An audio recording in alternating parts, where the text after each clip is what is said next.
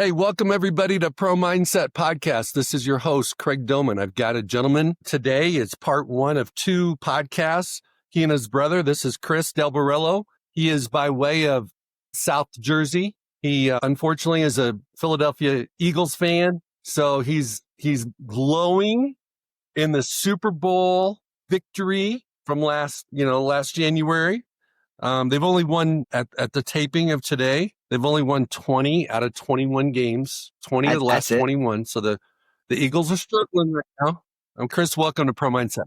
Hey, thank you, Craig. Thanks for having me. I appreciate that. But what you didn't say was I went through a lot of heartache as a child at growing up an Eagles fan in South Jersey. So I think we're due, especially the beginning of the Andy Reid era. We went some close calls, but no cigars. So as they say.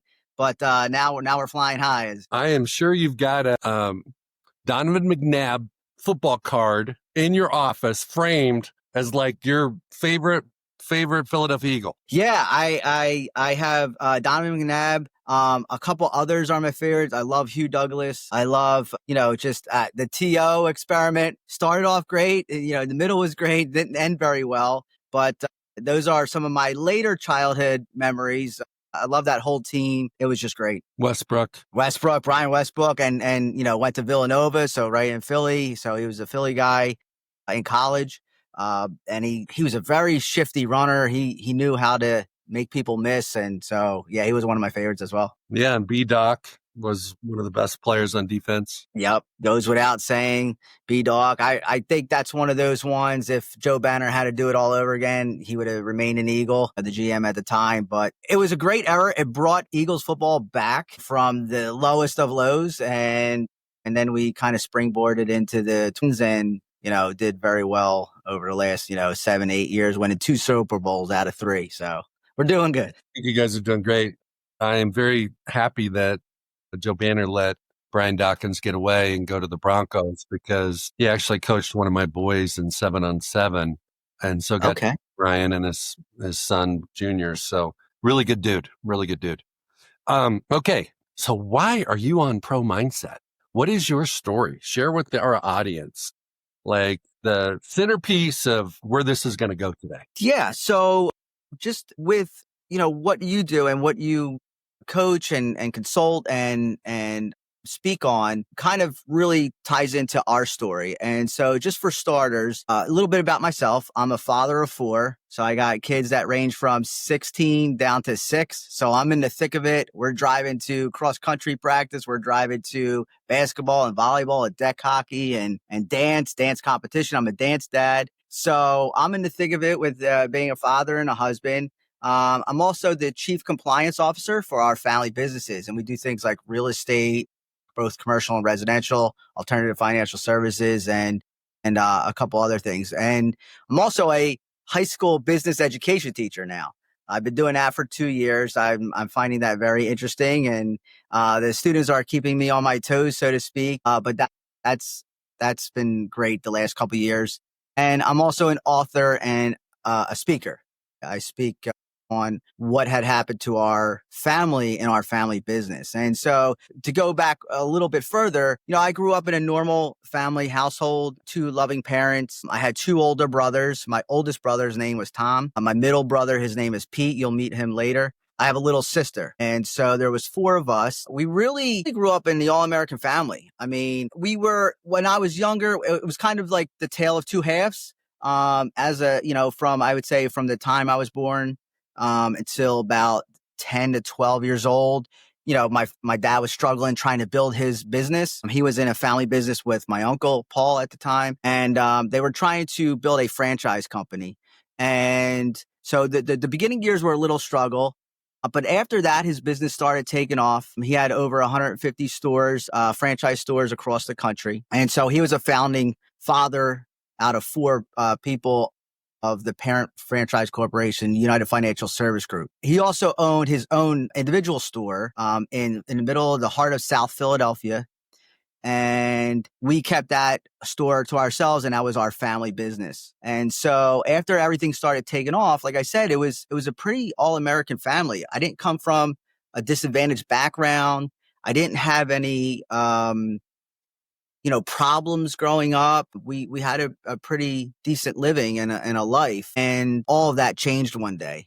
We thought everything was going great, and lo and behold, on May 11th, 2016, he received notice that my oldest brother Tom was stealing and embezzling family funds from the family company, and that kind of just turned our life completely upside down. What were some of the negative consequences? What were some of the low blows that you guys faced because of your brother's actions? It's really varied, and it varies depending on the people that I talk to and from our own personal experience, right? So I didn't mention, I used to be a politician too. I know that's a bad word in today's world, but I tried to be one of those politicians that worked for all the people and that brought people together on both sides of the aisle. But being a politician in the public eye, you can't really, when you have family issues, you can't really sweep it under the rug like a family that is not in the public eye, right? So our public reputation took a hit, right? Because,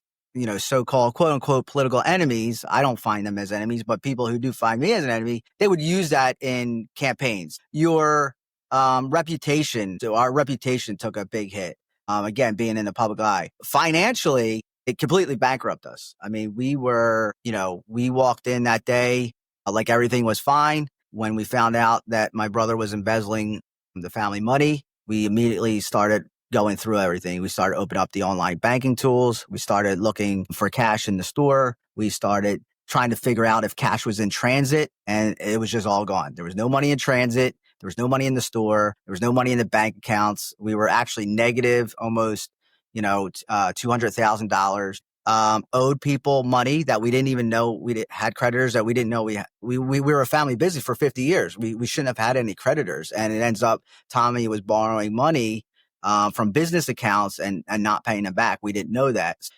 There was this whole cascade of series of events, and we started going into crisis mode. So reputational wise, risks, operational risk, financial, bankruptcy, all this, kind of just blew up in a ticking time bomb, and it had negative consequences. And then the other aspect too, I would say that is probably besides, the money and the reputation, the public eye reputation, is what it did to the family internally as far as family dynamics go. So marriages fell apart. Therapy became a necessity for both some adults and some children in our family. When something like this happens, sometimes the relationship, depending on, the family member and some of the other family members, relationships get ruined, right? And you have to work your way back, and all kinds of healing and therapy needs to go into that, right? So from having a family breakdown, mental breakdown, to a financial breakdown, to a public eye breakdown, it was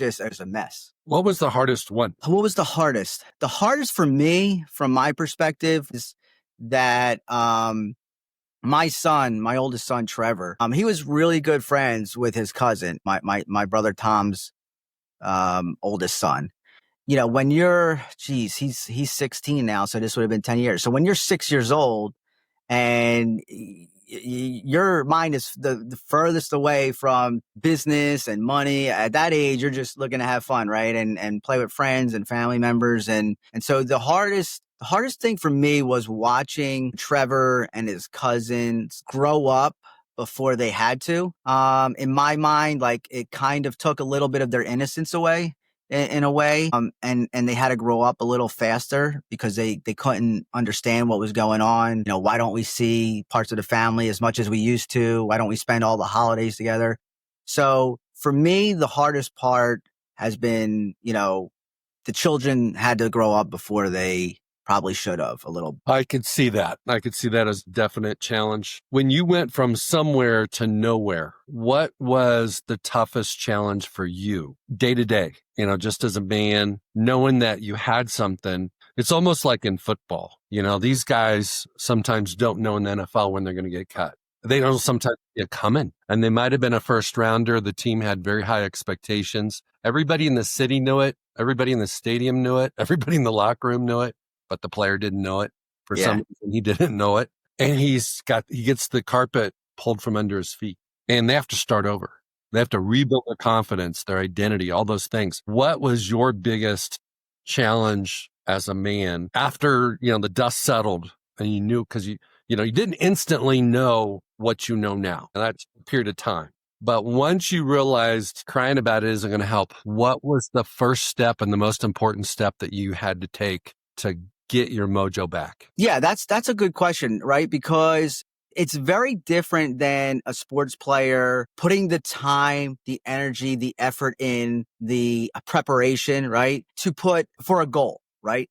A goal that you're attaining. To any sports athlete, anything worthwhile doing in life, you're usually preparing for that moment and trying to prepare for that moment to succeed in that moment. This was very different. This is us trying to succeed in our worst moment that we had no idea that was coming. And so this is part of what I talked about when I get in front of audience, when I'm doing speeches and speaking to companies, both small and large, family businesses, and even big corporations. This is what I talk about. The first thing we had to do was sit down and own the truth. Okay. It would have been very easy for us to say that it was all Tommy's fault, that our money is gone. It was all him. He stole all the money. We're in this mess because of him. And to a certain extent, that is true.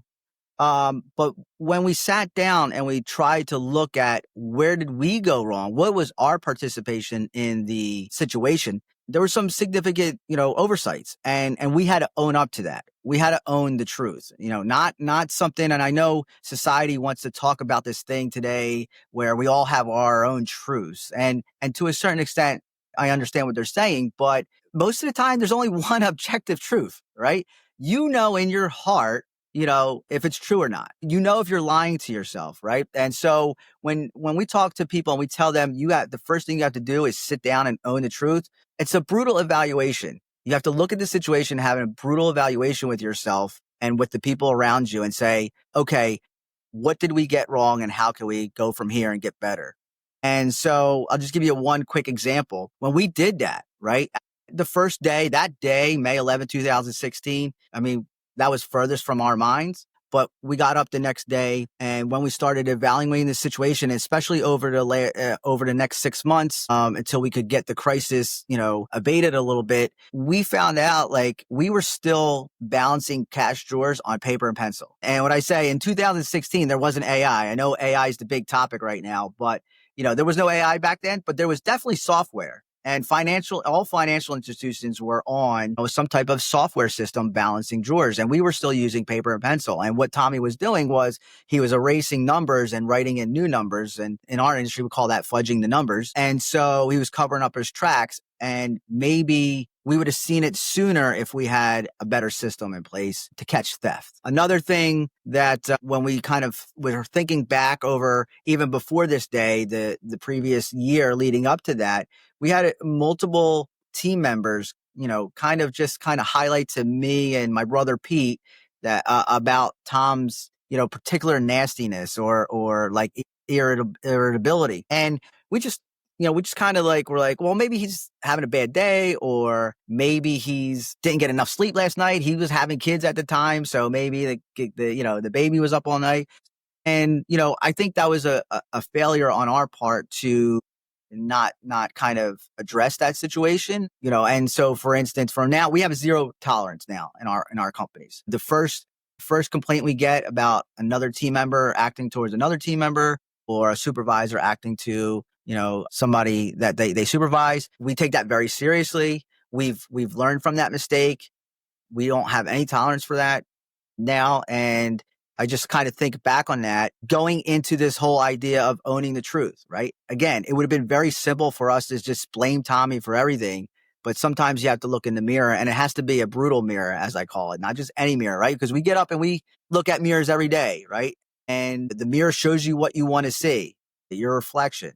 But if we look at a brutal mirror and we have radical honesty with ourselves and we stop hiding and stop making excuses, that mirror can tell us our participation in the situation. And that's the first step. It's really the first step is owning up to your situation. So it sounds like to me, and I'm sure there's a lot of businesses out there, even in 2025, maybe we're passed down and they've been doing it a certain way for a long time and they don't have elevated standards. They don't have systems because they needed them. And it's very difficult for a son to go to his dad or daughter go to his mom, whoever the case may be, and say, hey, we need to do it differently. And the answer most of the time is something like, this is the way we've done it for 30 years. We're not going to fix it because it's not broken. So how do you update, modernize, install, when it's not broken? Yeah. And that's like the very first thing that I talk about in our book, The Company You Keep. It'll be out soon, hoping that comes out by Christmas. But in a book, we talk about in family businesses in particular. Now, we're kind of unique because my dad's part of a corporation, but we also have like our own small family business where we do things. So we kind of see both worlds, right? And we have one foot in the small family business, mom and pop world, and we have one foot in the corporate world.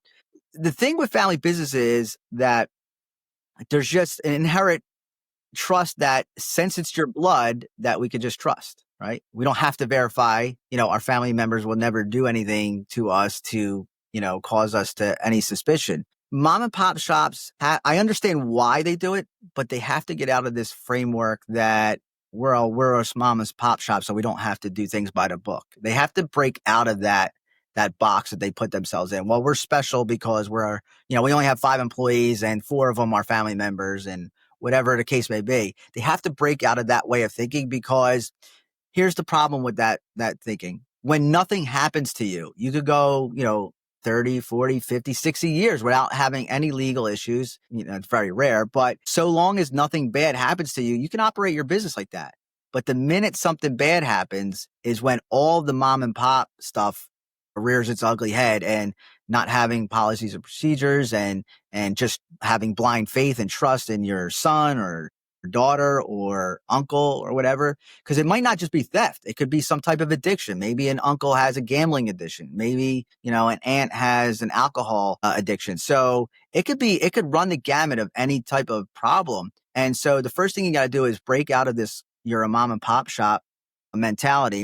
And the second thing is with mom and pops, that what we noticed over, looking at this very intently over the last decade, is usually mom and pop shops have one of 2 types of intelligence, right? We talk about book smarts, right? So the intelligence of being book smart and being educated, right? Some family member might be good at that, and so they do the paperwork in the background. Another family member might have what we call street smarts, right? And so they're on the front end of the mom and pop business. They're shaking hands. They're watching. They're very street savvy. They kind of they went through the college of hard knocks throughout their life. So they're operating under those 2 assumptions. And that's the only 2 intelligence you need. There's a third intelligence, and the research has been very good over the last 40 or 50 years about this type of intelligence, emotional intelligence. And that's the piece really that family businesses lack, right? They don't even know about emotional intelligence. They've never studied it. They've never heard of it. Corporations now are getting, I would say have been getting on the emotional intelligence bandwagon for the last 20 or 30 years as this research has come out, but mom and pop shops haven't. And so our book is about not only having street smarts, not only having book smarts, but also having emotional intelligence.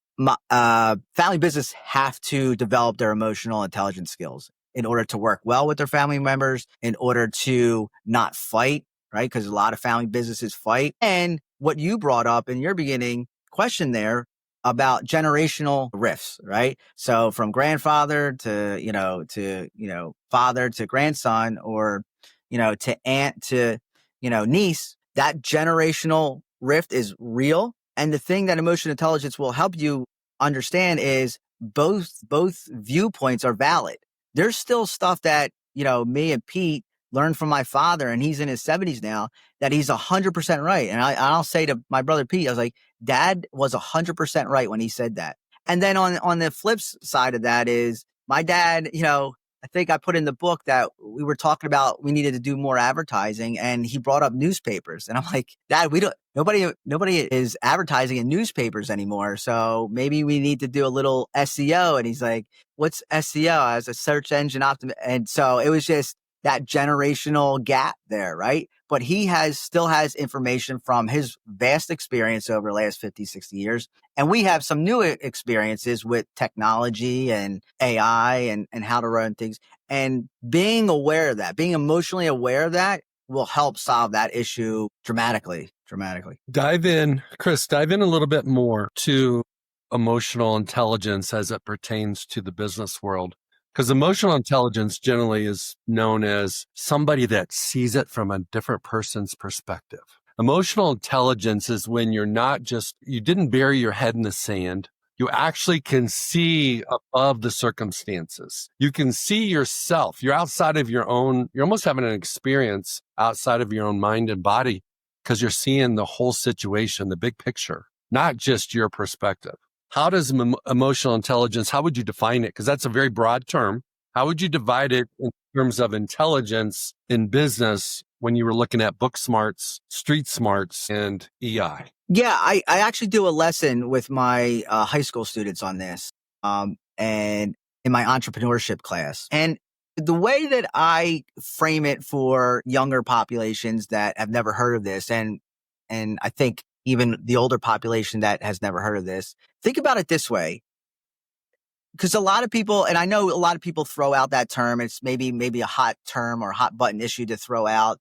But really, if you take the time to learn it, it will benefit you and your business. But think about it this way, and if somebody's never heard of it or wants to learn more about it, why does somebody with a high IQ possibly not succeed? You would think that, somebody with a high IQ and very smart, everybody with that type of IQ would succeed, but yet they don't, right? And that's very understandable. And then on the flip side of that, somebody with what we would say, low IQ or didn't score as high on the IQ test than somebody else, they succeed, with bells and whistles, right? So what is the reason for that? And then somebody that never went to school or college or anything, self-educated and is like what we said, has street smarts, has gone through the hard knocks of life.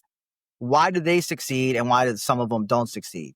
You can understand why they wouldn't succeed, but why do some of them do succeed? So there's got to be something else to explain that, right? There's got to be something explaining the reason why somebody with high intelligence might never get anywhere in life, and somebody with low intelligence what we consider low intelligence might get, the highest of highs, right? So emotional intelligence explains that, right? Kind of what you said, they might not score well on a test, but they are very good at looking at a situation from the 50,000 foot view. They're very good at understanding people. They're very good with interacting with people. And so those types of skills, and, a lot of people mistake emotional intelligence for just being nice to people. That's not what emotional intelligence is, although it is nice to be nice to people. But it's that gray area where those two first intelligence can't fill. That's filled in with emotional intelligence, where you can read people's emotions. You can empathize with their emotions. You have control of your own emotions when you need to have control, and you're aware of your own emotions. The more people can do that, the better off they will be, and especially in a family setting. The more they can be in tune with their emotions and the emotions of their family members and their team members and their coworkers, and even in a corporate setting, right? There's all kinds of trainings out there that teach this stuff, that talk about this stuff. Even in a corporate setting, the more you're able to work well with others, read their mannerisms, read their, how many times have you seen, for the workers out there, your coworker just kind of be quiet that day. You see something's bothering them, but you don't really stop and ask. Just as simple, the differentiator between stopping and asking, hey, are you okay today? Is there anything I can help you with? Versus the person that just keeps walking not by the cubicle. That's what sets them apart. Having that emotional intelligence sets them apart, and it was why they rise up the ladder. People skills. You described a little bit of people, right? Some people have it. Some people don't. Mm-hmm. Some people have a lot of it. Okay. Yeah.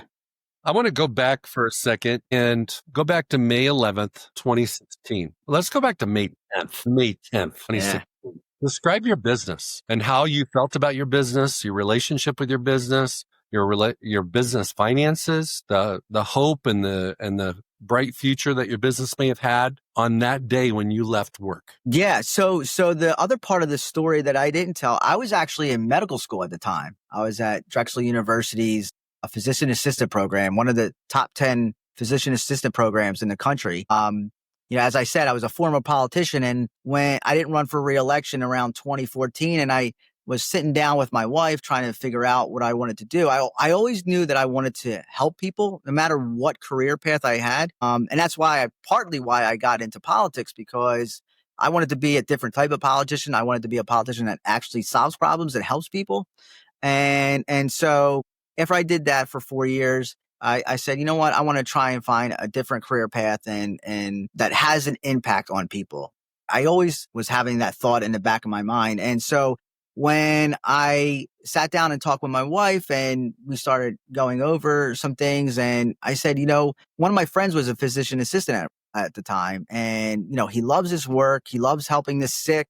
He loves, that. So that's what I ended up doing. And I did the prerequisite classes. I went back to school to get the anatomy and the physiology and all that good stuff that you need to get into medical school. And I actually got into Drexel School. At that time, May 10th, the day before we found out, I was on break from Drexel. They do trimesters. So I was on break at that time. And whenever I was in college or I just needed some extra money, I would work at the family business at our store in South Philadelphia. But I was never in it. It was just, I would just go back and work. If they needed some help here and there on a weekend or whatever, I would always pitch in. But it was never, I was the first person in my family to go to college. So I was supposed to go to college and go off and, do something else so we could start branching out.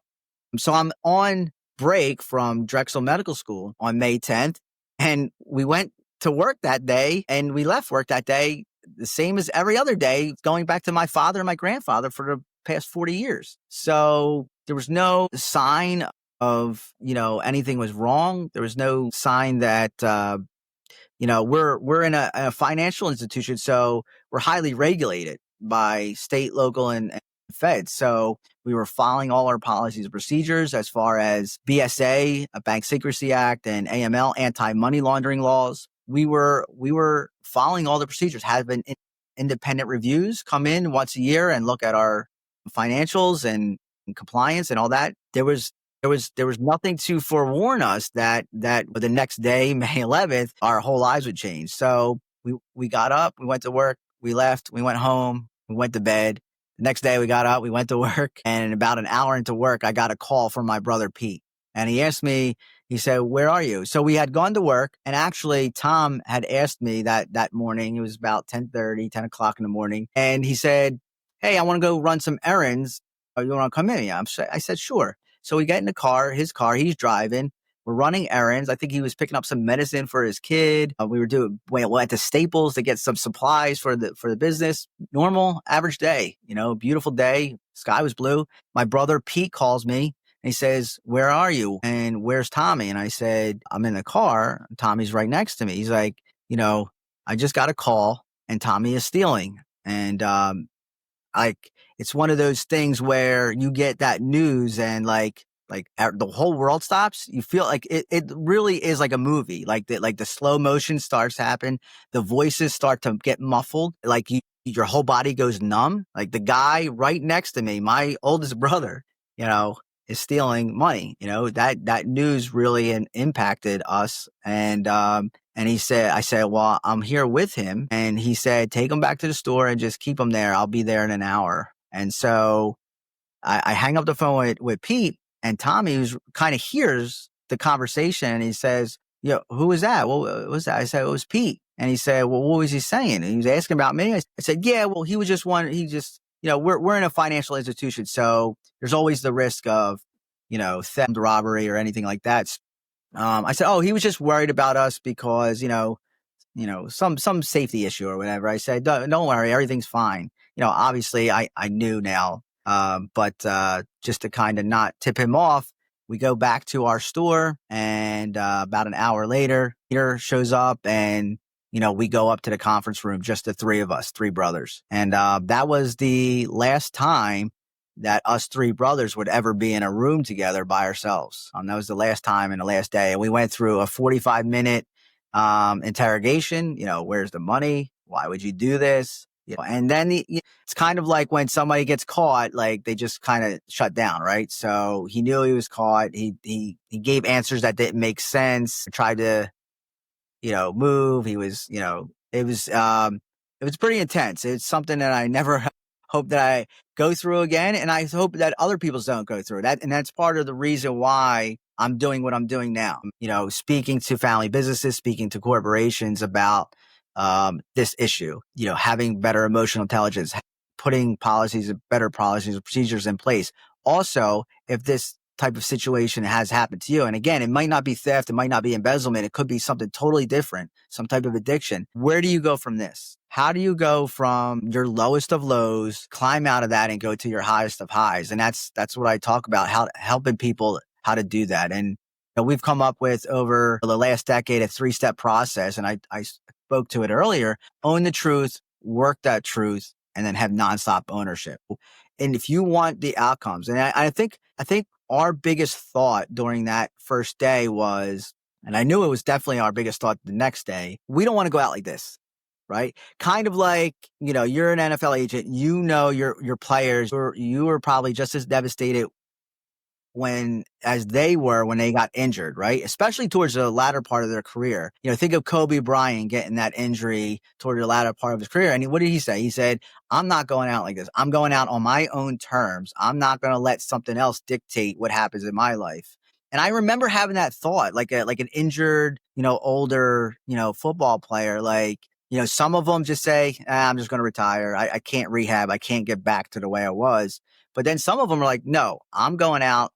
I'm walking off this field when I want to walk off this field, not when an injury happens to me. And I remember having that kind of mentality with this situation. I'm going to go out on my own terms. If I'm going to go out, I'm going to go out swinging, and it's going to be on our own terms, and we're going to earn our outcome. We're not going to let somebody choose our outcome for us. And that's what we did. The next day we started getting back to work. Okay. So go into a little bit more detail, Chris, on owning your truth. What is truth? What does that mean? I think deep down inside, we all know what that means, right? And so again, getting back to this society saying everybody has their own truth, in a way, yes, but there is objective truth. We know right from wrong, right? We know certain things in this world are right and certain things are wrong. And so this idea of owning the truth, it's a hard conversation with yourself. It's an internal conversation.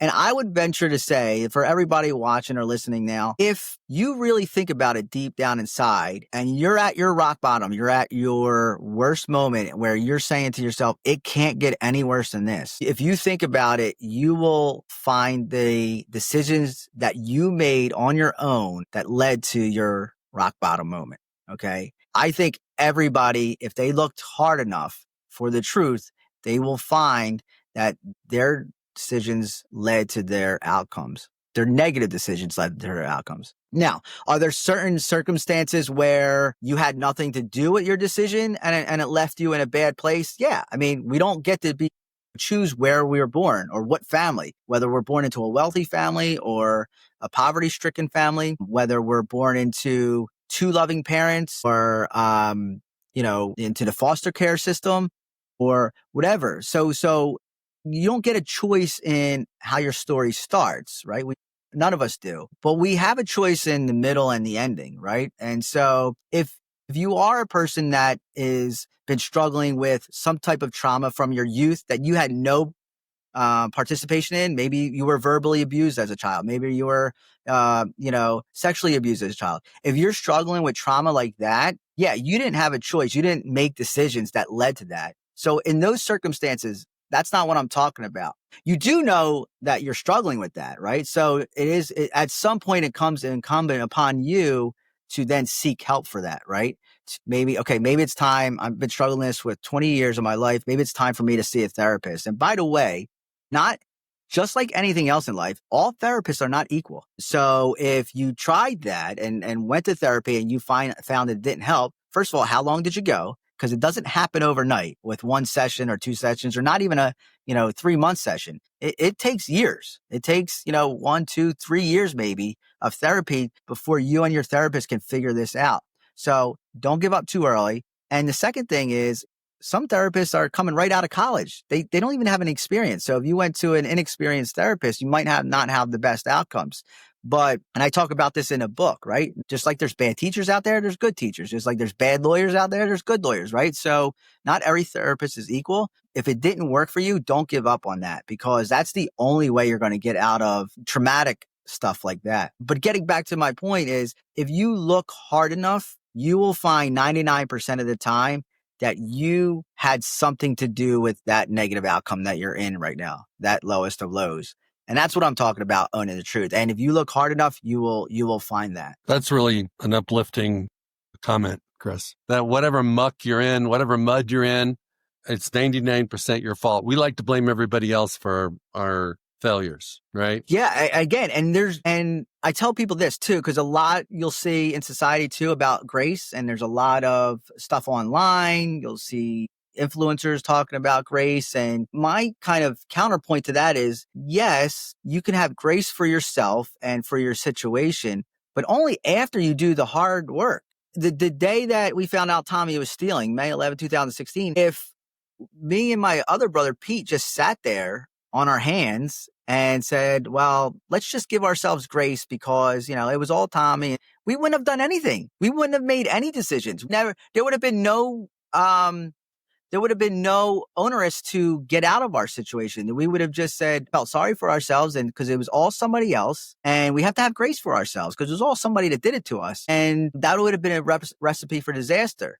Now, since we did have the ownership, since we did own the truth, and since the last 10 years we've been working the truth, and since forever to my dying day, I will never have nonstop ownership for my truth. Now we can have grace for ourselves. That example I give you where, we had a couple complaints about Tom's demeanor. I was very shameful for a long time about that. It affected me. I would say that affected me more than the financial loss, because that was eating me inside, that we didn't put a stop to that when we got 2 or 3 complaints, and so that was very emotionally taxing on me, that I had people come out and say, Tom's, he's a little nasty, and we did nothing.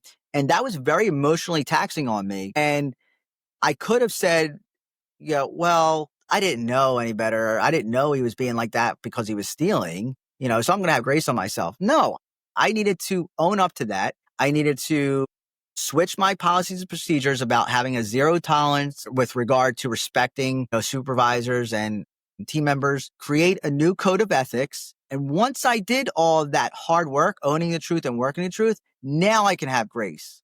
All right. Because now I can say, you know what? I wasn't the person I am today. Wasn't May 10th. I wasn't the person I am today, October 2nd, 2025. And so I give myself grace now after doing the hard work and recognizing. Having grace in the beginning only serves to keep you in the bottom. Okay, Chris. So you have this family business, your brother embezzles money, you guys go down the tubes, you've got all these lawsuits, you've got all this stuff coming at you, okay, creditors and whatnot.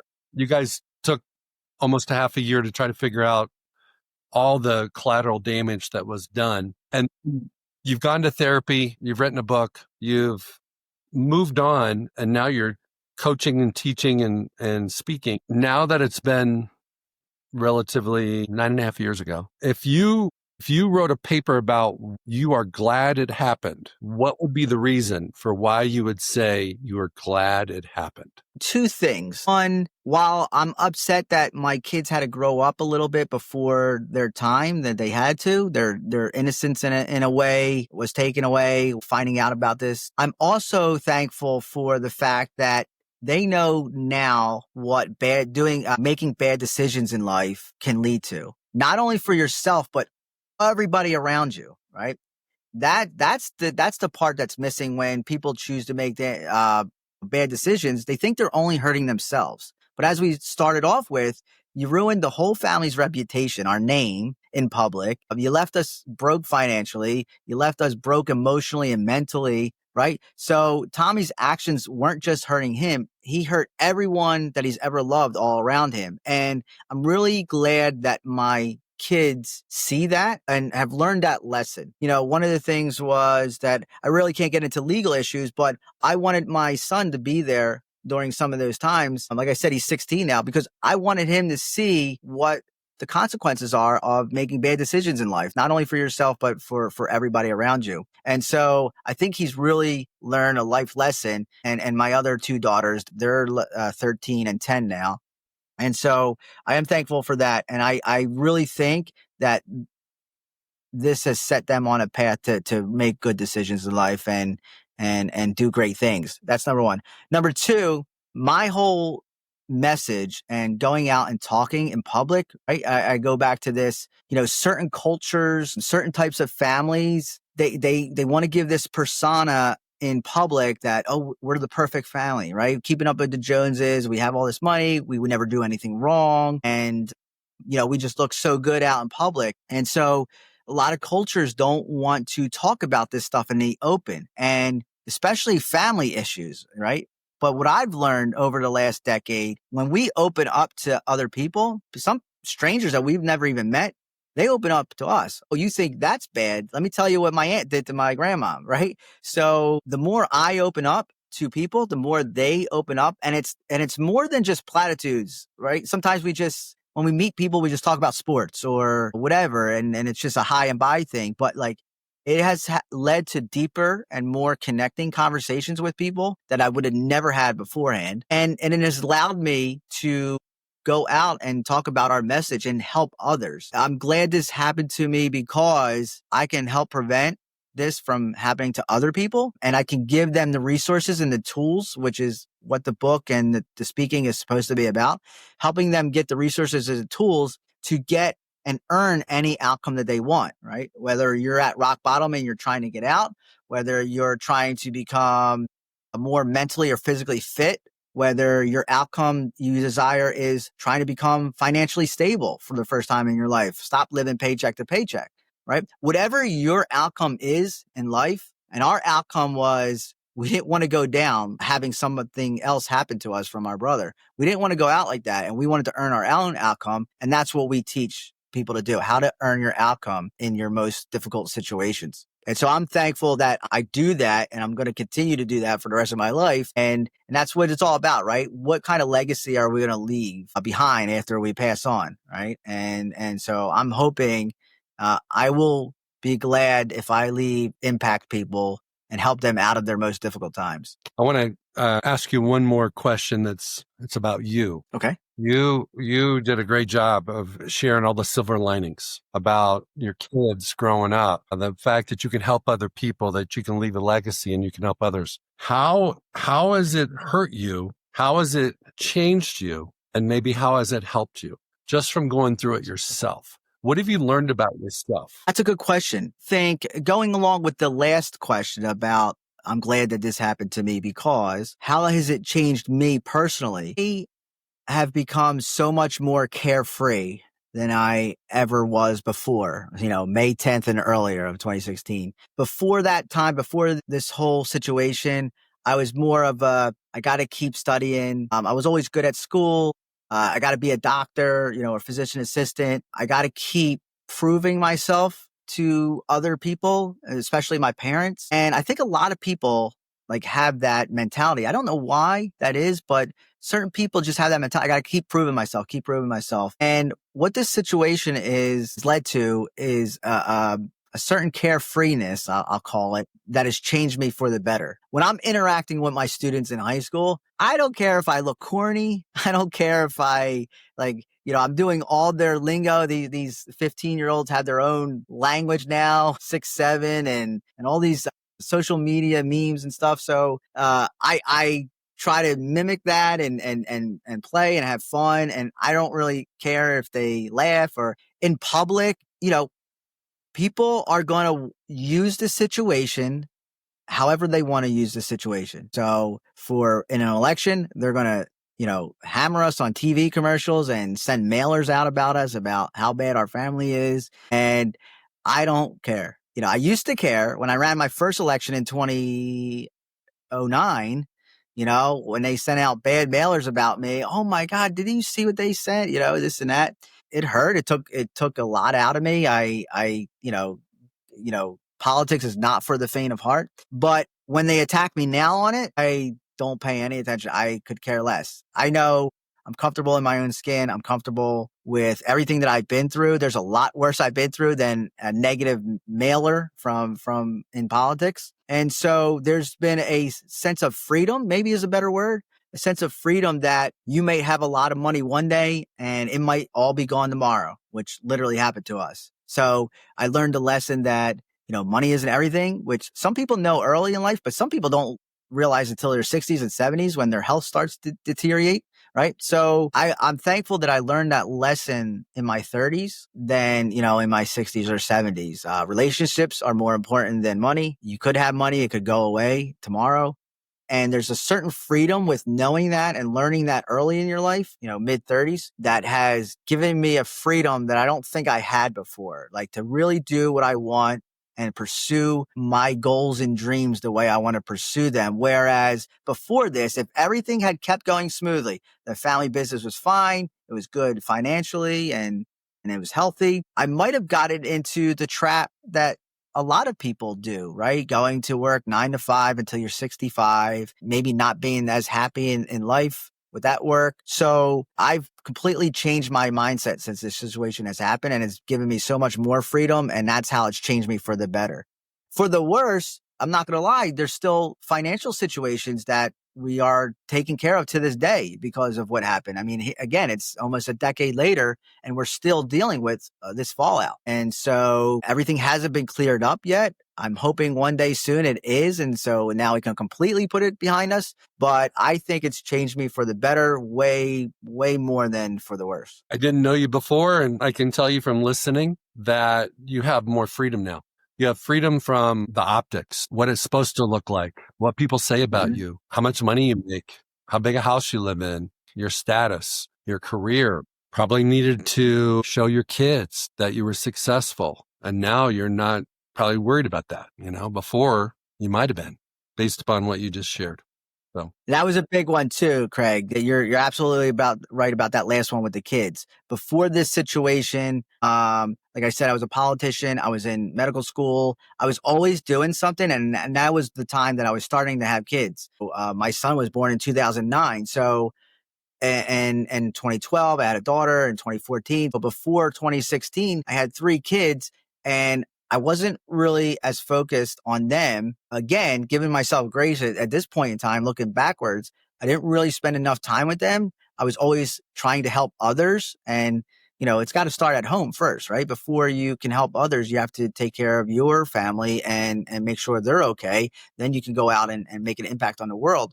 But, if I still have work to do in my office, but my kid's playing deck hockey tonight at 5:00, I'm leaving. The work can wait till tomorrow, and in all honesty, I don't know if I was like that, 10 years ago, but now I am, most certainly. Absolutely. And so that freedom and knowing that with my kids is more important than work, I've learned over the last decade. Chris, thank you so much for being on Pro Mindset today. If there's an organization out there that would like to have you speak, where can they find you? They can find us at DelBorrello.com. I know it's a hard last name. It's a good Irish name, DelBorrello, DelBorrello.com, DelBorrello.com. You can find us there. Like I said, our book will be out hopefully by Christmas, and we will have a new website coming soon, earnyourOutcome.com. So it's not up and running yet, but earnyourOutcome.com will be our new website, and you can find us there hopefully a very short couple months here. Any final comments? No, I appreciate your questions. They were good questions. I did enjoy your book, Pro Mindset. So I definitely, want to highlight that for anybody watching or listening today. Some of the things that you talked about, and especially with your performance bubble model, I've tried to enact some of those things. Sometimes you're doing things and you don't know you're doing things, but I highly recommend your book. It was a great book and a great read. So everybody check that out. Chris, thank you so much for being on. Thank you for the plug. Go to earnyouриncome.com when it comes up, and have an awesome day today. Go Eagles. Go Birds. Or go Chiefs. Now go Birds. Chiefs. Hey, it's Craig Domann, the host of Pro Mindset Podcast. I want to thank you for listening or watching today's show. And you can catch us every week on the normal social media platforms like YouTube, Facebook, Instagram, and all the listening podcast platforms. I hope you enjoyed today's show. And more importantly, I hope you gained a pro mindset insight. Please be sure to rate and review Pro Mindset Podcast. And I look forward to catching up with you on our next show.